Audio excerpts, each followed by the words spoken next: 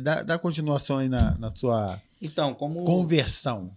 Como eu que foi? compartilhei, né, na segunda-feira, o início da minha conversão, ela veio através desse segundo tiro que eu tomei no braço, né, um tiro de fuzil atravessando do Chapadão pro Manguinho. Cadê a marca? Levando um amigo nosso aqui, ó, fiz uma mini cirurgia que ainda tem uma bala aqui, ó, se forçar aqui tu vê que ainda tem um projétil aqui. E ali nessa época, Deus ele direcionou 2 irmãos, né, de Deus, é o pastor Mariel, já mandei um abraço, missionário Amadinha na segunda-feira aqui, ressaltando a importância deles, né, pro evangelho, pra minha vida e pra minha família. E eles começaram a me acompanhar, irmão, né, me acompanhar, me aconselhar, né, orar, né. Foi um agente espiritual na sua Isso vida, aí, né? Isso aí. Deixa eu te falar, porque às vezes a gente fala aqui também, a gente sempre lembra que tem muitos irmãos de igreja que sobe os morros, as comunidades, e vai lá, o cara tá de fuzil, aí tem gente, não tem coragem de subir, porque a sociedade não vai ter coragem de subir o morro e pregar pra um cara, porra, de fuzil, né? Pô, esses caras são assim, assados. E os irmãos fazem um papel muito importante, né? Isso, os irmãos que entendem, né, esse chamado, né, eles fazem um papel muito importante porque, como o Alex falou, assim, outros não querem fazer, né? Muitas pessoas não querem fazer, ou às vezes até querem, mas tem um receio, não tem a experiência, não sabe o que vai encontrar, né? Então, assim, Deus levanta essas pessoas de dentro da comunidade que sabe, hoje somos nós, né? Ou seja, que temos um certo conhecimento, né? Até de saber como chegar, como você falou, independente de religião, independente de tudo, até um conselho, né, para algum dos nossos amigos jovens, independente hoje de facção, independente de tudo, isso é muito importante ressaltar, né, que hoje o papo é para todos, é direto, né, para toda a sociedade, para os jovens, a rapaziada saber. Então esses irmãos começaram a me acompanhar ali e foram indo lá em casa, fazendo propósito, jejum, oração, campanha, óleo, me deram Bíblia, e aí eu já tinha uma Bíblia, já tinha óleo ungido lá, ó, quando você quiser tu manifesta a tua fé aí, pega esse óleo ungido, se unge na hora de sair, lê o Salmo 91, faz a tua oração, e fui instruindo, e chegou um certo tempo que eu passei a visitar a igreja, né? Os irmãos começaram a visitar a minha casa, e eu entendi que eu precisava também fazer uma visita na casa de Deus. Deus enviou os irmãos na minha casa por um período. Eu falei, agora eu preciso visitar a casa de Deus. O teu coração estava ficando quebrantado, né? Porque você ainda estava no crime e tu começou a sentir que, vou lá, né? No início, quando os irmãos começaram... Nessa época que você estava baleado, né? Isso aí. Quando eu recebi o tiro, né? Fiquei com o braço engessado, me cuidando. Os irmãos foram. Eu me recordo que na primeira vez que os irmãos foram lá em casa, fizemos uma reunião na sala, e ali eles fazendo a oração, meu coração estava endurecido ainda não estava quebrantado. Isso é a parte que a gente sempre... o Patrick, todo mundo passa por essa parte, né? Quando a gente viu o irmão, esses irmãos chatos, mano, tá entendendo? Isso na mente, a gente fala, pô, esse irmão chato. Entende, né, Patrick? É verdade. Espiritual, hoje a gente entende melhor. Eu tenho uma experiência muito boa sobre isso. E ali... foi um ano, irmãos, porque isso foi em 2011 que se iniciou e eu parei com tudo em 2012, então foi um ano de trajetória dos irmãos indo lá em casa, assim, de tempo em tempo. Né? E tinha época que eles iam lá em casa e minha esposa falava assim, não, ele não, tá pra rua, não, deixa ele onde que ele estiver, a nossa oração aqui vai fazer com que Deus alcance ele onde ele esteja. E os irmãos perseveraram, né? E eu começando aí na igreja, surgiu uma campanha na nossa igreja, que o pastor Edson Evaristo lançou, né, que é uma campanha terça, quarta e quinta, foi uma campanha de 3 dias seguidos, e no primeiro dia ele falou assim, eu presente no culto, ele falou assim, Deus me revelou no monte, que no terceiro dia, ou seja, no último dia dessa campanha, vai ser contado um grande testemunho. Quando ele falou isso, através do Espírito Santo de Deus, eu senti, o Espírito Santo de Deus mexeu comigo. Eu falei com a minha esposa, ela estava do meu lado. Falei com a minha esposa, eu falei assim, Deus está falando comigo.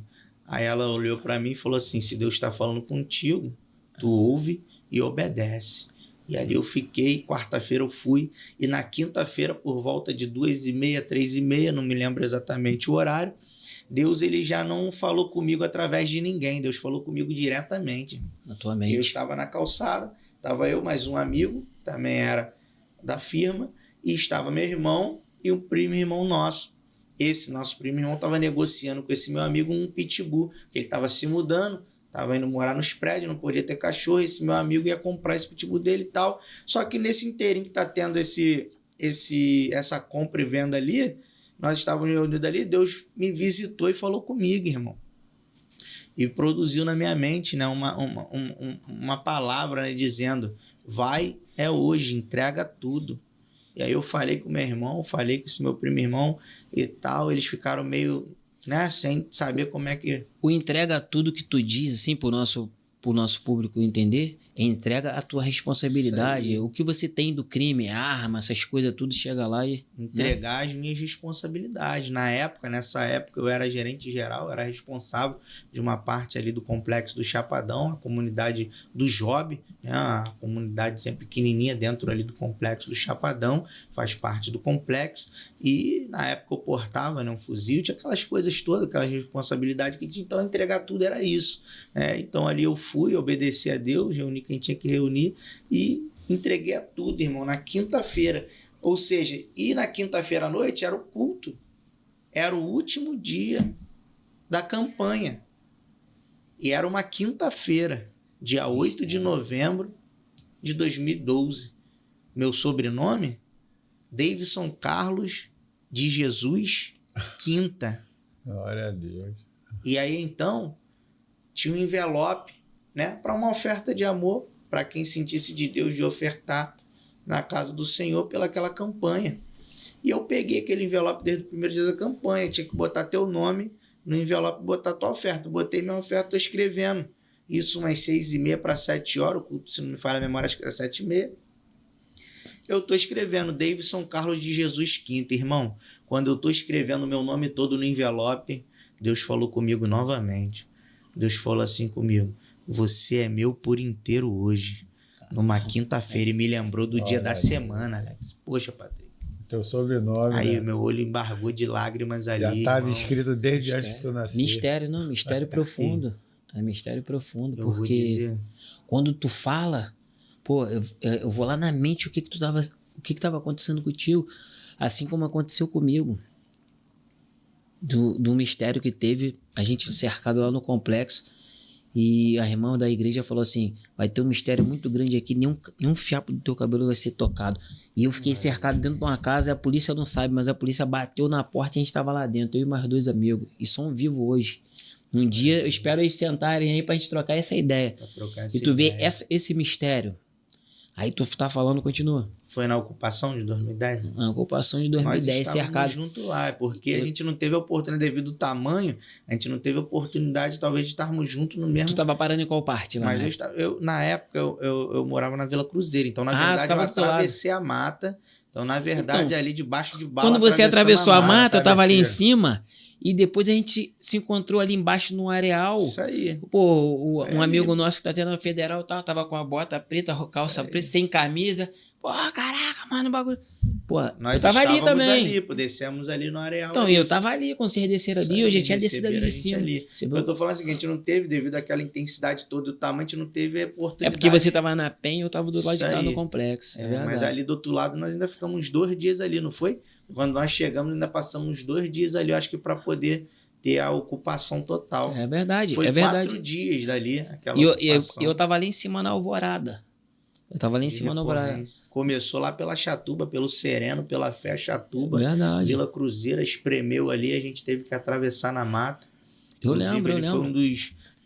Ali foi um livramento. Foi o maior testemunho, o maior livramento de Deus para minha vida foi ali, irmão, naquela travessia. Pra nossa, né? Pra nossa é que eu, inclusive, mais 2 amigos, como eu citei aqui, a polícia bateu na porta, filho. Pareceu um coroa do nada falando que a mulher que mora aí, tá, eu já contei isso no meu episódio lá. E naquele dia ali eu vi a morte, eu falei, pô, já era. Mas pela misericórdia de Deus, hoje a gente tá aqui, tu vê. Era tanto, né? Era tanto bandido naquele dia ali. Pô, não tem como você... Pessoas que a gente nem conhecia, né? Assim, a gente vivenciava ali, a gente vivia ali, mas tu não conhecia todo mundo. Tinha pessoas que tu via passar no dia a dia tranquilo e do nada você viu, assim, dragado, e tu falou, caramba, esse cara aí, pô, esse amigo aí também era e tal. Negócio... são muitas almas perdidas. A gente que teve lá no crime, a gente sabe, quando a gente vê assim, cara, muito... A gente sabe que aqueles relatos não foram verdadeiros, né? Foram muitas... Ali foi foi um cumprimento assim do Salmo 91 pela misericórdia de Deus sobre a nossa vida. Foi Né? mesmo. Porque o Salmo